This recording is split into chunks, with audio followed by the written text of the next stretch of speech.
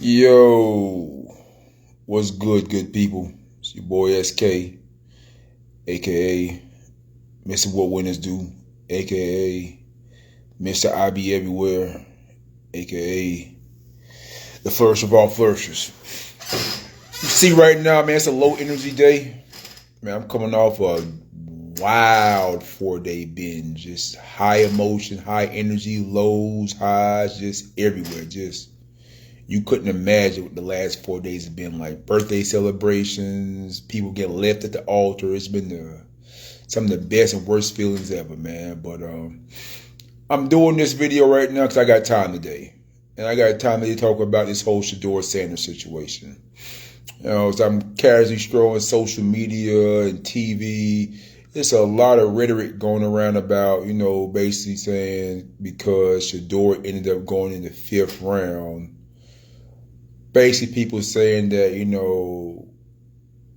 racism, people been doing them wrong. It's about getting at his father, or they're trying to humble a proud black man. And any time a black man with confidence who's unapologetically black steps into the scene, the man or the system tries to humble him. So there we go, back in the same. And all that said, brings me back to a saying I've heard once. It says everything sounds like conspiracy when you don't understand how things work and operate. And I think that's just very true in this situation, because a lot of y'all are charging the NFL specifically with being racist and handling the situation. They are racist. The NFL is one of the most in the corporate space, because the NFL is based on, man, can you ball? If you can ball, the NFL will overlook damn near anything going on with you. Race, religion, background. Fam, there's people in the NFL with all types of wild backgrounds, wild crimes. And why? Because they can ball at that level. So how does this apply to Shedeur? All right. So his first thing we're going to talk about is being self-aware. The best thing you can be in life is being self-aware. Really understanding who you are and where you fit into the world and how the world views you. Like, your opinion of yourself is one thing. You can have the highest opinion of yourself, but to be truly self-aware, you must be aware of how the world perceives you. What do I mean by that? How does that apply here? Shedeur Sanders views himself as an elite prospect who's one of the best out there doing it. Hear him tell he is the best out there doing it. It's not how the world sees him. As evaluations go, they had Cam Ward evaluated as the best quarterback in this draft. They had Shedeur rated as a good quarterback, but with some flaws on the field. Fair comparison, right?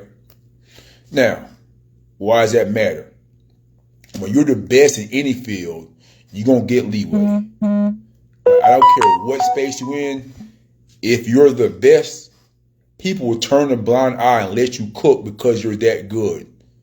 But when you're not the best, you got to capitulate. You got to stay in line. You got to do what you're supposed to do. You have to impress people.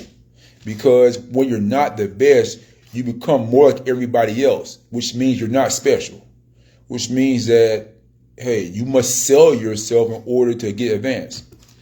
Now, when people say things like, oh, they're just mad because Shedeur doesn't bow down to them, or Shedeur doesn't kiss ass, he's unapologetically himself. Hey, you know what? If you want to be yourself, my G, have at it. I'm not going to sit here and tell you not to be yourself. What I'm going to tell you is, what I'm going to ask you is, who goes into a job interview and doesn't put their best foot forward? Who goes into a job interview and puts their feet on the desk? Doesn't sound like somebody who really wants that job. Now, let's talk about some things. NFL Combine. For those of y'all who don't understand, don't know, the NFL Combine is a place where it's basically like a huge NFL um, interview. It's a huge NFL job interview. That's all it is. The best players from around the country come to Indianapolis for a 3-day period, and they get interviewed. And by interviewed, I mean they not only get on the field and test out what they can do, they go to individual team meetings and do 20-minute interviews with teams who are interested in drafting them. So let's say you're a prospect. You'll get a list of, hey, these 10 teams want to talk to you. They have 20 minutes, and it's all laid out from time to time to time. So you have a team at 10:20, a team at 10:30, a team at 11, so forth and so on. So you'll be constantly have like a laid out agenda of teams to go literally interview with. When you walk into this interview, it's going to be personnel from owners, head coaches, GMs, all people who are really conducting an interview with you. They're going to ask you questions as far as, your background, maybe some football-related questions, maybe things they've heard about you in the past or from their own research, and get you kind of clarification on, like, it can go a variety of places, but it's real in-depth and it's real intense, all right? Now, granted, I wasn't there. This is true, but there are some accounts that have been put out there about things that happened with Shedeur, his interviews. Now, people are going to say, well, nobody's putting their name on this, so I don't want to believe it. All right? No, let me tell you something. No coach is going to put their name on bad-mouthing a prospect. Why? Because a coach always is going to want to go to that school the next year and recruit and go look at other players. If you bad-mouth a kid, who's to say that school won't ban you from coming back over there? So they're not going to openly criticize a player, but they'll leak it out. They'll tell somebody in a confidential, don't say my name, anonymous source type of situation, but they're not going to put their name on it. So I'm going to go over some of the things that's been reported that happened in Shedeur's interviews. One person said, felt like he wasn't concerned with our opinion of him. Basically meaning like he was in there, just didn't care what they thought about him. Now, who does a job interview and doesn't care about what the interviewers think of him? That seems counterproductive to the interviewer, right? Another thing, he tried to dictate the interview, tells you how things are going to go when he gets there. He made you feel small. One of the 48 laws of power. Don't outshine the master. How are you coming and these people interview who you're asking to hire you, but you're telling them what they're going to do if they get this, what you're telling them what they're going to do, and they're the ones hiring you. That don't make sense. Another person, the worst formal interview I've ever witnessed. I'm gonna read this to you again. Mind you, this is an interview for an NFL position. The worst formal interview I've ever witnessed. Keeps going. He came in with headphones on his neck with music playing. You walk into an interview with your beats on your neck, playing music in the interview. That don't sound like somebody who's there to impress. That don't sound like somebody who's there trying to get a job. Next person. When asked where he sees himself in 5 years, he stated being the mayor. Now, fam, maybe he really wants to be the mayor. And maybe that's his truth. Granted, I'll give you that. There's nothing illegal wrong with wanting to be the mayor. But you're stepping in situations where this team is asking you to be the face of their franchise for the next 10, 15 years, but you tell them in 5 years you want to be the mayor. Might want to scratch your name off the list. Keep going though. It's not done. He expressed interest in starting a music career. Now, a quarterback of an NFL franchise is the face of the franchise. This is a billion-dollar corporation. Now, you tell me you want to be the face of my billion-dollar corporation, but you also tell me that you have interest in starting a music career. Here's the biggest kicker of it. Brian Daboll is the head coach of the New York Giants. They had interest in drafting Shedeur. Brian Daboll basically gave Shedeur an install package and was like, "Hey, we'll get with you tomorrow and go over this." An install package is basically like a summation, like basically like a small playbook. And he wanted to give Shedeur overnight, give it Shedeur the next day, go through it and see what Shedeur could regurgitate and what he could basically like kind of translate to the board with it on, right? The next day they meet. Daboll basically figures out that Shedeur didn't look at the book at all.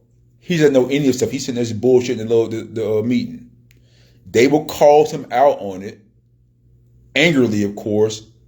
Shedeur bucks back at him. Now, this is a team that's going to be drafting, that you want to draft you with the number 3 pick in the draft. This is the head coach of that team, who's also the offensive coordinator of that team. He gives you an assignment to do for the next day. You don't do the assignment, and when he catches you on it, you buck at him. But people say it's racism. It's you can't be yourself. He unapologetically black. Who goes into a job interview and kicks their feet on the desk? I tell you who. A person who doesn't want a job. And again, he is not an elite person. He is not an elite talent in that space.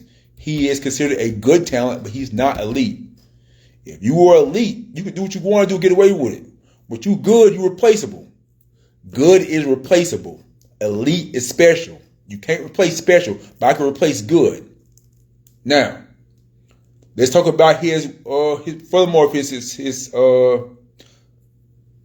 draft process. Some of his workouts. He did not work out at the combine. Not the hugest deal in the world. Plenty of people don't work out at the combine. That's not a huge deal. He also didn't work out at the Big 12 day combine. Still not the hugest deal in the world, but it's kind of like, bam, you're not great. You need to sometimes work out so people can see you. He attended the East-West Shrine game. Now, it was mandated that if you attend the East-West Shrine game, you are to basically practice you are to at least practice there. You may not play in the game, but if you attend, you have to practice. He did not practice. So he bucked the rules of attending the game, basically saying that, hey, yeah, I came, but I'm not practicing. Even though it's clearly mandated that you must practice. He did not practice such. Where do you get this from? Maurice, this is just numerous reports. If you've been following this thing as much as you have, now granted, now I'll tell you this, Maurice, because of my personal interest, I've been following this more than the average person. Like literally for the last 2 weeks, I've been consuming nothing but draft information because I wanted to basically know how it affected my guy. So I've been following this almost on a diabolical basis. But these things have been constantly stated over and over again. That's why I basically accept them as being some truth to them, because it's constantly being said from different spaces. Like I was saying, so basically you don't work out at the combine. You don't work out Big 12 day. They tell you to practice at East-West Shrine game, and you don't practice there. So basically you're bucking the system. You say, like, I'm not doing none of this shit. Now, on top of that, now he did do a day at his own Colorado Pro Day, and the reviews from that were basically mixed bag. Some people say he did very good. Some people say shit was extremely mid. All right, so that's still mixed bag. But granted, mind you now, you are not an elite prospect. That's not who you are. Just bet for people he won't make the Browns 53. We'll get to that. All right, so now, what's this about? What's my point about being self-aware versus lack of self-awareness? Being self-aware. My boy A. Wright said that it seems as if he's trying to replicate his dad's draft process. For people who don't follow it, back when Deion was being drafted, Deion was on his Hollywood shit, like, I'm not going here, I'm not going there. Like, if they draft me there, they ain't got enough money paid for me. Like, really flexing out here. But Dion was that dude. Like that dude, one of them ones for real, for real. And when you one of them ones, you can get away with stuff like that. It's just what it is. Like Cam Newton was one. Cam Newton in his interviews, they saying it's like Cam Newton was super arrogant, but they don't care. It's Cam Newton. He's one of them ones. He can get away from that. Dion was one of them ones. He can get away with that. Shedeur sees himself in that light. Prime praises him and flaunts him in that light. But Shedeur is not one of them ones. He's a good player. He's great compared to the average human being, but on the highest level, he's just not that level. He's not one of them ones like that. And now because you think you're one of the ones and you carrying yourself that way, you are turning, he turned people off. Like, if I'm an owner of a team or head coach, I don't want you like on my team acting like that and you really ain't like that. Like, for what?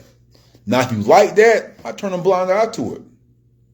Now, I'm telling you this as a coach. It's not only a person who coaches, but a person who basically talks to coaches and have lived and watched players like on a high level, like, oh yeah, he can get away with that, but he can't. Or this person can do this person can't do this. It's all about hierarchy. Just like anything else in life. When you're great, they turn a blind eye to you. If you ain't, they ain't gonna tolerate that shit. Now, the other part, the sins of the father. This is so important.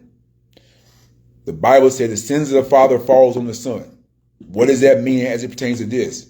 Shedeur Sanders, one of the most likable, lovable football players ever.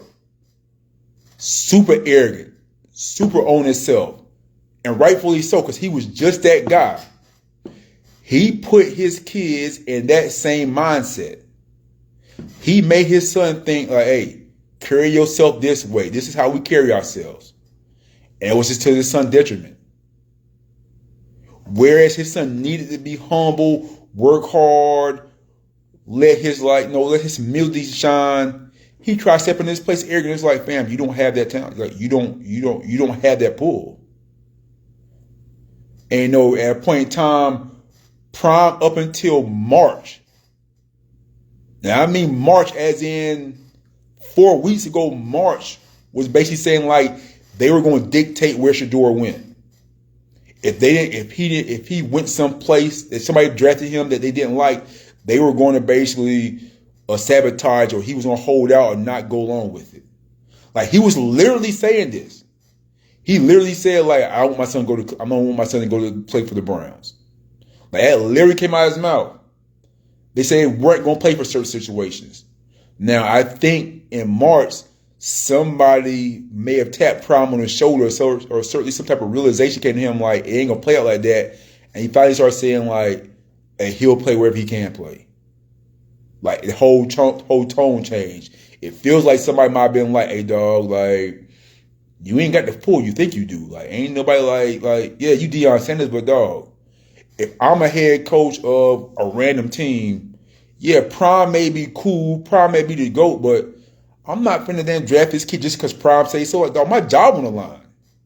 Like, I get paid $1 million a year. It ain't many jobs out here that's gonna pay you $1 million a year. I want to keep my job. And if drafting your kid to help me keep my job, then cool, I'll do it. But if it ain't, I'm not doing no favors with that, dog. It's business, dog. It's millions of dollars at stake. I'm not drafting you just for no favor, just because you're like you Prime son. Like, fam, can you ball? Can you ball better than the guy I already got? Can you ball better than the guy who's similar in talent but not gonna give me a headache? Like, all that shit matters. Arrogance, want to dictate terms. So yeah, I think at a point in time, Prime led him down a bad path. Now the other thing about it is Prime was acting as both of his son's agents. This is another bad thing, all right? Because Prime has them acting and conduct themselves a certain way, whereas had they had an agent would have been like, hey dog, hey, you bombed that last interview. You need to straighten up and not do this. Hey, do this, do that. An agent would have been checking things that he knew would have been rubbing teams the wrong way. Whereas Prime was basically on something like, man, do your thing, dog. Like, you know how we do. You know how we is. Letting them go down a bad path that wasn't no good for them. Like, some of this is on Prime. That's a cold-blooded reality. Like, some of this is on Prime. Like, at some point in time, if he had his son's best interest at heart, he'd be like, hey, dog, look, you going about this the wrong way. We going about this the wrong way. Hey, look, I know what you seen me do, but you can't do like that. We have to do this a better way. But now, this is where it got to. Now, he got drafted by the Browns. He did get drafted. All right. Well, before I go there, kudos to him for how he handled this situation. Because this, I imagine for him, had to be a complete nightmare. And as far as we can see on camera, what we saw, he handled it beautifully. Like, he wasn't shook.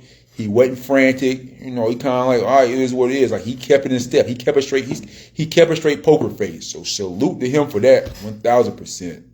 And salute to him for how he handled that prank caller bullshit. Like, that was some real fuck shit. Like, dog, like, regardless of what I think about how he handled the situation and what I feel like he got what he deserved type of situation, he ain't deserved that. That ain't cool. Like, they found out that dude from Atlanta, son did it. I mean, that's foul. Like, I wouldn't have been mad if the NFL like dropped some type of real penalty on them, like $500 fine or took a 6th-round draft pick away. Like, that's foul. That shouldn't happen. Like, you shouldn't play with somebody like that. That ain't cool. That ain't cool in the least. But he handled that well. And on top of that, in an interview I just saw he did, like, post getting drafted, he basically admitted, like, yeah, you know, I could have, some of the stuff I did, I could have did better. Like, he really copped to that, like, yeah, I didn't do things probably the best way I could have. Like, I basically always did things better. And that's real maturity. That's real self-reflection. Like, you know what? I might have been wilding. I could have did things better. And I give him kudos for that, because it takes a big man to say that. He could have been like, man, they doing me dirty. They don't believe what, they don't know what we about type of thing. Kind of kept the same energy going on, but he kept to it like, you know what? Hindsight, I could have handled things better situation. It takes a big man to admit that, especially with the world watching you and you got caught and probably with that amount of egg on your face. So kudos to him for that. Now, about his situation. All right, he got drafted by the Browns in the 5th round. All right. The Browns have a quarterback. So your natural inclination may be that he's in a great spot. But I think it's a bad spot for him. Like, I think this might be one of the worst spots he could be, and I'll tell you why. All right. He got drafted in the 5th round. Now, the quarterback from Oregon, Gabriel, I forget his last name, but Gabriel, he gets drafted in the 3rd round. So how this thing works is rounds 1, 2 are going to be soon to be starters, right? You're going to be, if you drafted in the 1st, 2nd rounds of quarterback, you're going to get opportunity to start and get one soon. Now the 3rd round is kind of sketchy. Like Gabriel Dearman, good job, appreciate it, LB. The 3rd round is kind of sketchy. Like basically, you drafted in the 3rd round as a quarterback, you either going to be, you could be a starter or you could be a developmental player, right? It's kind of like sketchy there. Gabriel Dillon got drafted in the end part of the 3rd round, the very end of the 3rd round. So it's kind of like he could be groomed to start, but he's also probably got to be developed, all right? 4th, 5th, 6th, 7th round basically means you're a developmental player or a backup. That's what they draft you for. I'm drafting you to be one of my backups. I'm drafting you to be a developmental player.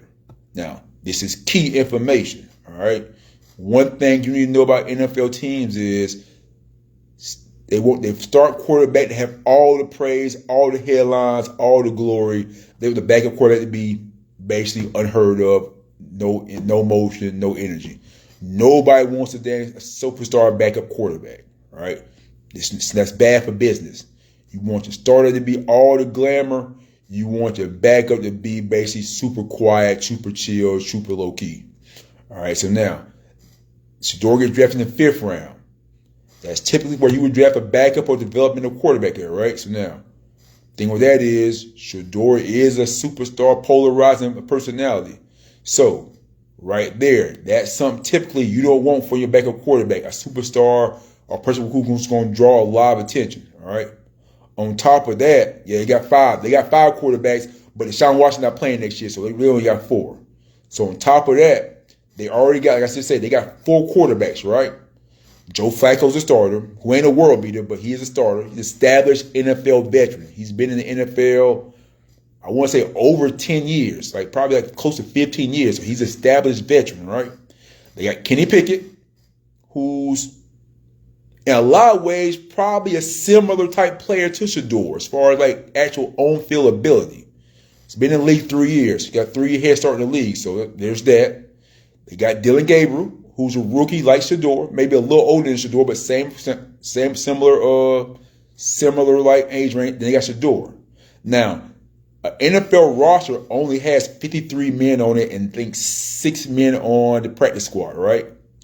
On a 53-man roster, teams typically only keep 2 backups, all right? We're doing two quarterbacks, starter and a backup. Yes, JB, Mike Vick was a backup for a minute, but there are exceptions to every rule in that situation, especially with the one in Philly. Donovan McNabb and Andy Reid was doing them a solid. But there are exceptions to every rule. You are correct about that. Now, if you want to keep 2 quarterbacks on your active roster, it's a starter and a backup. On your practice squad, you probably have like a practice squad 1 backup. So that's 3 quarterbacks typically a team is going to keep on their roster. Rarely ever will a team keep 4 quarterbacks on their roster. All right. So now we're not even counting Deshaun Watson because he's on injury reserve. But it's super rare for a team to have 4 quarterbacks on your roster. Why? Because you're going to play 1 quarterback at a time. And if you only got 53 on a live roster with basically 59 total with the press squad 10 now, Corey. Okay, so basically 63 players. So out of 63 players, rarely is a team going to keep 4 quarterbacks. So it's safe to say he will. So James, follow me on this. Is he going to be practice squad? All right, James. If you got Flacco being the starter, if Pickett stays and is the backup, which you could say they may trade Pickett, but they paid Pickett some money when they traded some assets to get Pickett over there. So Pickett may be solid over there. So if Pickett's a backup, that means theoretically you only got space for really 1 other quarterback on your roster. Now, it's Gabriel or Shedeur. Now, truth be told, Shedeur is probably a better football player at this point in time in his career than Gabriel. All right? Let's copy that. Let's say Shedeur is a better football player than Gabriel. All right, cool. Now, the issue is, notice, Gabriel was picked in the 3rd round. Shedeur was picked in the 5th round. Now, what does that tell you? That tells you they wanted Gabriel. All right?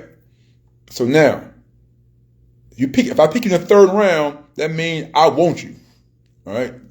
No, 5th, 6th, 7th rounds, like kind of like you might take a flyer or somebody like, hey, let's see what it is. Like let's like take a gamble, take something. 1st, 2nd, 3rd round means I want you. All right? So now, because I want you, they want Gabriel, that gets them a leg up on this. Now, here's the other thing we got to take about.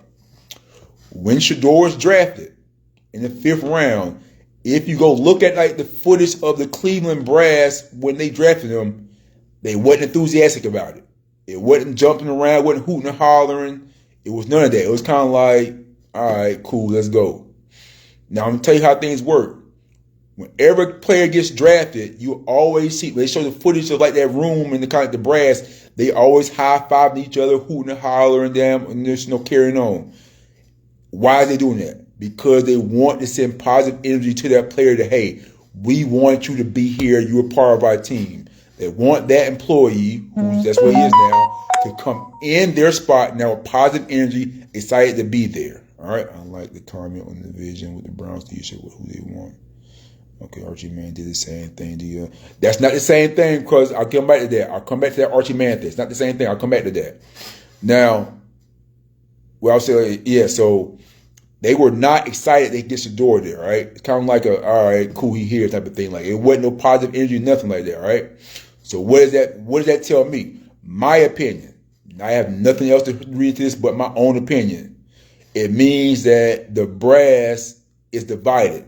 Meaning that somebody wanted Gabriel, but somebody forced them to take Shedeur. And I'm going to go out on a limb and say Jim Haslam, the owner of the Browns, forced the general manager and the coaching staff to take Shedeur Sanders, even though they didn't want to. Why do I think that? Because Jim Haslam is the same person who made a call to give Deshaun Watson that fully guaranteed contract, even though the GM didn't want to do it. And he also made him draft Johnny Manziel, even though no one wanted to do it. All right. Bro, just doing some man here. Yes, that's exactly what it was, Freddie. Like, damn, here. Like, all right, we'll pick cuz. We'll get you. Fuck him. Sign him up. Call his name. Go get him here. Yeah, fuck him. So now, I'm going to tell you something as a person who's played football, who coaches football. Ain't nothing worse than a coach for a player. There are few things worse than being in a situation where your coach don't want you or your coach didn't want you here. Like, now it's like giving you my ass. Now am I giving you my ass to kiss? Now the coach giving you his ass to kiss. Like, he ain't really trying to help you. Like, he'll do his job, but he ain't really trying to help you. And then what comes with that about how he may, it may be prejudice. It may be, all types of just like a regular corporate office, NFL, a football team, the same type of way. All types of corporate gamesmanship of who likes who don't like who's the upper management's pet. All that stuff happens in real life in football too. So now you're in a situation to where you fighting for a position. Shedeur's going to be in the first quarterback competition of his life. Think about it. His dad has been his coach his entire life, from little league to high school to college. He's never been in a quarterback competition. He's never been in a situation where, I have to beat this guy out in order to play. It's always been laid out for him. So he's in his first quarterback competition, and the odds stacked against him, meaning that he's climbing uphill with people who may not favor him, and it's not going to be fair, meaning he's not going to get the same amount of reps. Reps are not going to be evenly distributed. Like, if it's 20 reps in a day, the starter may get 14, the backup may get 4, and then the other two, third and fourth, may get 2 apiece, or 2 and 1. Like, it's going to be real crazy like that. So he's going to get 2 or 3 reps a day, kind of show what he got. He ain't going to get to sit there and kind of get warm, get cooking. He ain't going to get to play with the best receivers. Like, he going to get scraps. As can get the whiteboard out during this. He might got something. See, follow your boy, JB. Follow your boy now. Follow your boy. Now, a couple y'all posted stuff about him potentially being trade bait. Let's think about this. Fam lasted to the 5th round. What does that mean? That means every NFL team, all 32 of them, had 5 times to draft Fam and says, nah, I'm cool. So who the fuck's going to trade for him? Why would I trade for him when I could have drafted you? For what? And then from the Browns standpoint, I'm going to trade him for him. Like, I spent a 5th round pick on him. I'm going to trade him for a 7th? Like, what sense does that make? Now, I don't understand. I mean, now, granted now, the 5th round pick does still get guaranteed money. And from back in the day, from what I remember, a 5th round pick was solidly on the roster. But 1,000% 5th round picks, like, I've seen everybody in separate 1st round pick get cut before, like, during like camp. Like, so it's possible that Clay might just not make it. But we'll see. Now, back up to what my cut. Well, he's gonna have to run scout team. J Mart, you say you're gonna scout team offense, but shit, that's what Dylan Gabriel gonna do. Like, that's a 3rd round pick. Now, unless you tell me they're gonna get rid of Pickett, then maybe. But from my understanding, the Browns, quote unquote, trying to win. They're gonna try to win and have a rookie backup quarterback. That's why Pickett's there. Like, looks like they're gonna roll with Flacco as a starter, Pickett as the backup, and probably 1 developmental quarterback. Like, having 2 practice squad quarterbacks is crazy. Now, granted, I say having 2 practice squad players is crazy, but it is the Browns. So that would be some real Brown shit to do. Like, all right, we're going to carry two practice squad quarterbacks. So that would be some Brown type shit to do, which is possible. So it could be that. So all right, it could be that. Now, my cousin Lawrence, he was saying like Archie Manning did the same thing with Eli Manning as Dion did with Shedeur. Cause that's not the same situation. It's not the same. Like that's a false equivalent. Why is that false equivalent? Because Eli Manning was the dude. He was consensus #1 pick in the draft. They went to San Diego on their visit, and basically their account was how the general manager acted towards Eli and the coach staff acted towards Eli was two totally different conflicting like vibes. Like one vibe was like, we really like you. One vibe was like, we really don't fuck with you. And they was like, they didn't want to be him in that situation where it's like that type of chaos. So they said like, hey, he doesn't want to go here. But again, he was a superior special talent. He was a consensus best player in the draft. When you're the best, you can dictate shit like that. Shedeur is not the best. Shedeur is good. He's a good player, but he's not good enough to dictate to NFL teams what he wants and what he's not going to do. They drafted 2 running backs too, you said, Jeremiah? Okay, good. I was a 5th round pick and I was released and signed to the practice squad. Right. So, Jamon, you're correct. Like, players get released and signed to the practice squad, right? But my thing is, he's a quarterback. Like, so, practice squad is going, granted, I've never been on a coaching staff in the NFL, so I don't know exactly all the details how this shit works all the time. But granted, there's going to be somebody to run the basic scout team. I would surmise that's going to be basically Gabriel or probably Pickett. But I would think Pickett has to know some of that's your playbook. Like, they're not going to have two. Hold on. I mean, it's the Browns. So good. The Browns could carry 4 quarterbacks and have 2 of them running scout team, which would be not typical, but it would be some Browns type shit. All right. They was glazing Shedeur. Yes. So now, let's get to that point. You said they was glazing Shedeur all year long. Yes, they were. But now, think about it like this. NFL coaching, NFL personnel. NFL is a basically souped up 24/7 job, meaning like they lock in on NFL shit all day long. NFL personnel don't evaluate college players until after the NFL season. So, media coverage, everything else was kind of like Shedeur. So everybody going like, oh yeah, Shedeur's a dude. He must be the guy then. But now, once the season was over and they was able to lock in, they was like, nah, I see the flaws. Like, I can study the film. Once that all 22 gets pulled up and you can really see what's going on, now it's like, this ain't what I thought it was. It's like seeing how the sausage is made. Like, okay, this ain't what everybody was telling me it to be. I'll give you a personal example of this. You know my guy, my nephew. All year long, I have been hearing directly from agents and other people like, hey, look, he's going to be a 3rd or 4th round draft pick at the best.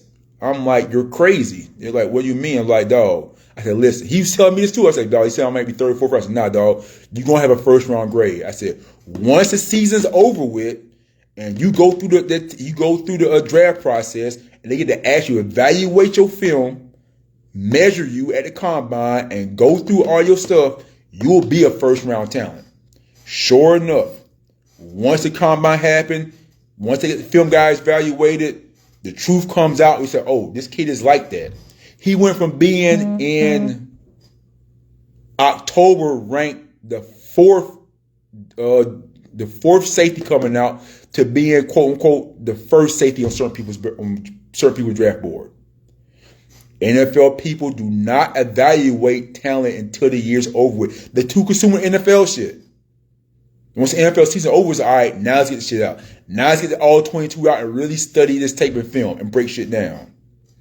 Teams can have up to 12 on the practice squad now. All right, so JG, so you said 12, so that means 65 players. So it could be space for it. You're right, it could be space for that. But even still, I know from what I've seen, even up in the last few years, 3 quarterbacks is typically what a team carries on their roster. Like, rarely do you see a team carrying 4 quarterbacks. Now, it's possible. It's possible, but it ain't a lot of reps for everybody who, if you get carrying 4 quarterbacks. So what position you think they gonna lose out on if they carry 4 quarterbacks? That's always like an offensive lineman, a defensive lineman, a secondary player. Generally secondary players, because secondary player and linebackers are valuable because they can not only play their position, they can also play special teams. Like, a quarterback can't run down kickoff team. Like, it's like get more bang for your buck. Like, oh, you can play linebacker and you can do my kickoff team. That's a plus. But a quarterback is going to be, you ain't doing nothing but playing quarterback. Maybe a holder, but like it ain't a lot of bang to that. So like you'll get flexibility with people who make themselves more usable. Because again, it's only, I think Jeremiah says 12 people, so it's 53-man roster plus 12, so that's 65. So that's 65 bodies total you got on an NFL team. Now there's 11 players on offense, 11 players on defense. There's generally a 2 deep, so that's 2 times 22, so that's 44. So 44 people. Then you add in your kicker, your place kicker, and your kickoff person and your punter. So that's basically 47. So basically that's 47 minus 65. So that's 18 bodies that's not on your 1 or 2 deep. That's not a kicker. I mean, that may seem like a lot, but that's not a lot. Like, that's damn near like a high school roster almost. Like, that's not a lot of bodies. Like, trust me. Like, I'll tell you, like, that roster is kind of thin at times. Like, it ain't like that. But fam can be successful. Now, this next thing. I'm not telling you fam not going to be successful. I'm not telling you he can't be good. My whole thing is to tell you that the reason he's in the position he's in now is because of his own doing and not because of what anybody unjustly did to him. That's my only point. Fam could make his way, and there's a path for him to make his way ball and go and be a pretty good quarterback. Now, will he be a top 10 quarterback? I say no. He don't have any attributes that equate to being a top 10 quarterback. Like, he could be a good comparison for him would be Andy Dalton. He could be like a right-hand version of Tua. His probably max out would be like a version of Brock Purdy. Like, that would be his max out. Like, to be on a team with a bunch of talent and be able to really kind of go out there and kind of like show what he got, like get the ball to talent and do his thing. That's his max out. He'll never be elite because he don't have elite traits. But he has the ability to be a solid NFL quarterback. And if he does, this was not me telling you he wasn't going to be good. Because he could be good. And I'm not cheering against the dude. I don't know, cuz I'm not invested enough for him. Shedeur, Geno, it's possible. I think Geno has a little bit more tools than Shedeur has. My comparison early was he's either a right-handed Tua or a lesser version of what's my boy name? Jameis, a lesser like a Jameis light, like a light version of Jameis.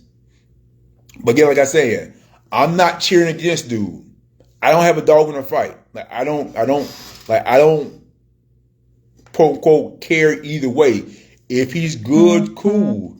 If he's not good, I don't care. Like I'm not cheering either way. I'm just giving you observation about what cuz is, what traits Tom Brady had that made him an elite guru. All right, so let's talk about it. Tom Brady didn't become Tom Brady until like his 5th season in the league. Like before that, he was basically like a QB manager, like a quarterback manager. Like he was just basically like running first ball, New England, getting it off, doing the same. But Tom Brady's work ethic and his professionalism is what basically got him over the top. Like he talk about how much he worked all the time, how much he just got put to the game. Like Shedeur don't do that. That's Shedeur problem. Like Shedeur literally, Jeremiah. Shedeur really went in them people there meet and told them people that he wanted to pursue a music career. Fam. These people run a $1 billion operation. They want to hire you to be the face of this operation. And you tell these people that you talking about doing a music career? You finna do a mixtape, my nigga? Like, what the fuck are we doing? And again, this is where him needing a damn agent to be like, dog, what the fuck are you talking about? Like, nah. I'll give you another case in point. So what you think about SS going to do about his just sitting on the bench? Hey, he's going to sit on the bench. But so here's the thing about it. He's a polarizing person. Meaning that, like, people, it's always going to be interest around him. He may come in there and chill and may get cut just because he becomes a distraction. Just because people tired asking every day, hey, what's Shedeur going to do? Why are you not playing Shedeur? Like, that shit get annoying. They might cut him. Just off that. You know what? This ain't worth it. One thing I tell you this about football, I tell you one thing I know without question about any football team, any football coach. Coaches do not like what they perceive as distractions. And if you become a distraction and it doesn't equate to, and it is an offset by your production on the field, they'll get rid of you. And that's at every level. Even on my little high school, like, if you a distraction, or what we call a cancer, and you ain't producing, helping us, we'll get rid of you. Like, we cut high school players for that. And that ain't in this day and age, 2025, where bodies is hard to come out on football fields. Like, to say I got kicked off the team, that's taking a lot.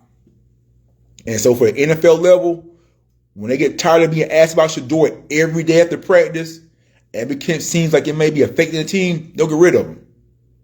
It won't be nothing he did. And you know, if you don't believe me, you know what example you can look at? Tim Tebow. Tim Tebow didn't do nothing wrong to anybody.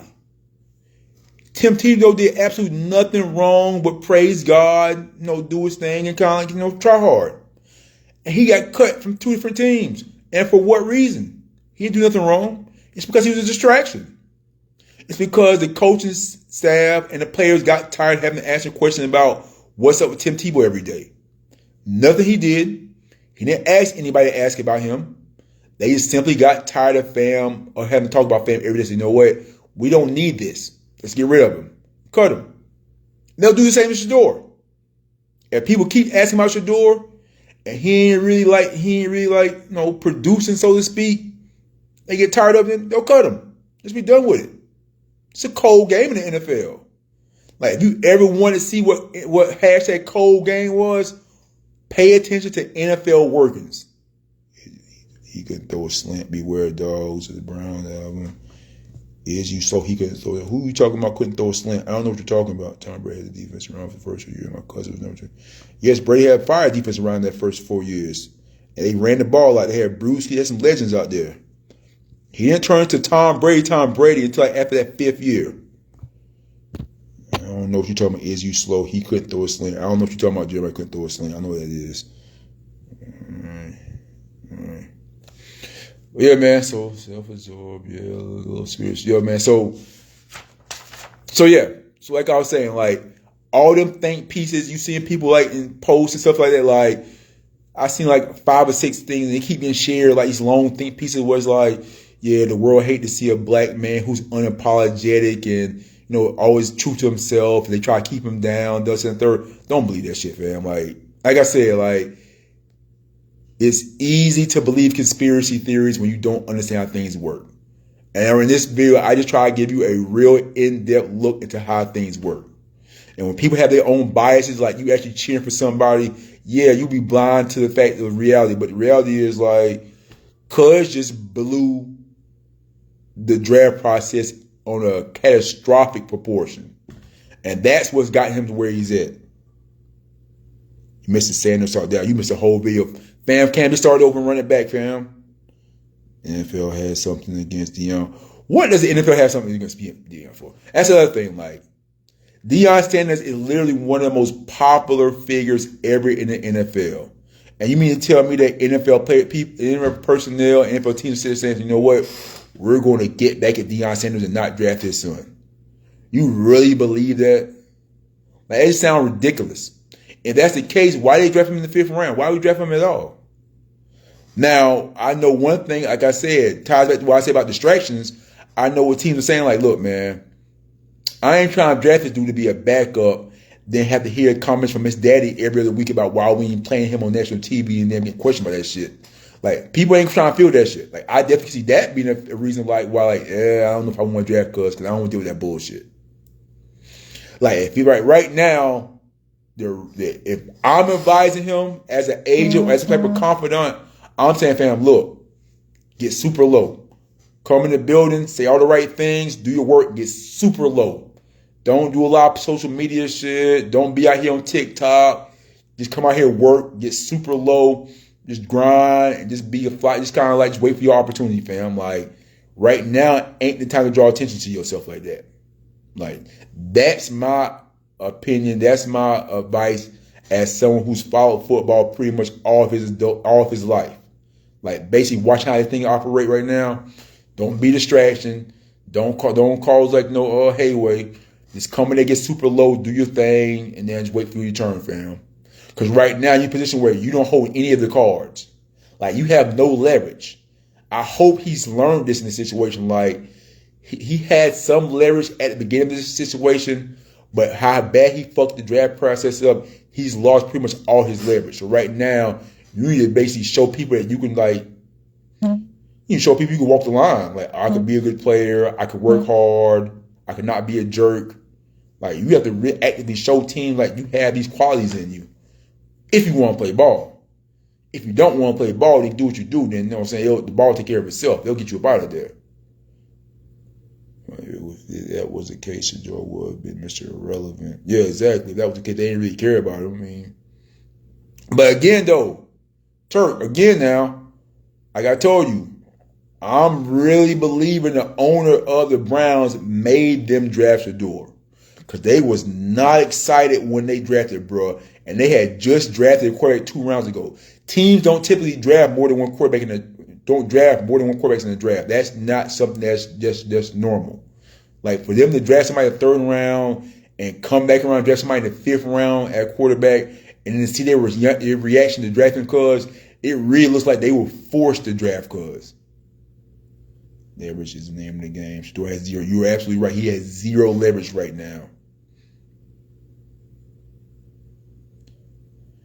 Why teaching Prime a lesson? What are you talking about, Marcus? What lesson ain't gonna teach Prime? Prime is a coach at a dang college. What are you talking about? Teach Prime a lesson?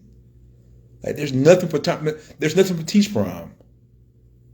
I mean, now he might have learned right now that he don't have carry the weight that he thought he did. But ain't trying to teach like this. Let's say Shedeur was that dude. Let's trade Shedeur and Cam Ward's skill sets around. Let's make Shedeur Cam Ward type skill and make Cam Ward Shedeur type skill. Dog, I wouldn't give a fuck what Prime saying. They were going to draft him then. He's a dude.